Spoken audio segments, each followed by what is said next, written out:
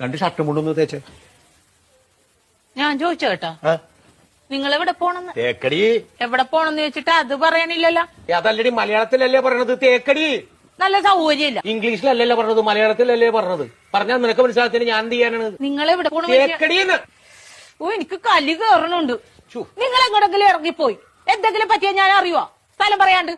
ഇനി അത് പോട്ടെ, ആരെങ്കിലും നിങ്ങളെ തിരക്കി ഇവിടെ വന്ന് ഇവിടെ പോയെന്ന് ചോദിച്ചാൽ ഞാൻ എന്ത് പറയും? നിങ്ങളെ ഇവിടെ പോണ പക്ഷെ അത് പറ ആദ്യം. തേക്കടി.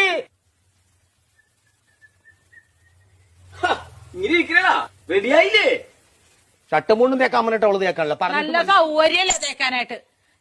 പോണ സ്ഥലം ഇതുവരെ പറഞ്ഞില്ലല്ലോ. എടാ ഒരു 100 വട്ടം ഞാൻ ഇയാളോട് ചോദിച്ചു എവിടെ പോണെന്ന്. എന്നിട്ട് അയാൾ തുണി ആക്കണ കാര്യം പറയണല്ലാതെ പോണ സ്ഥലം പറയണില്ല. എനിക്കും പറ്റൂല, ഇയാൾക്കാ പറയാൻ കഴിയില്ല. നീ എങ്കിലും ഒന്ന് പറയാം എവിടെ പോണത്? തേക്കടി. ആഹാ അത് കൊള്ളാല.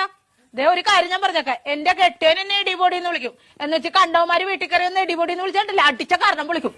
പറഞ്ഞാ മനസ്സിലാവൂല, അതാണ് ഞാൻ പറഞ്ഞത്. ഞാൻ പെടാപ്പാട് വെട്ടിയിരിക്കണ ഇപ്പൊ ഇവിടെ കിടന്നു. നിനക്ക് എന്നാ കാര്യടാ എന്നെ ഇടിപൊടി എന്ന് വിളിക്കും? തേക്കടി.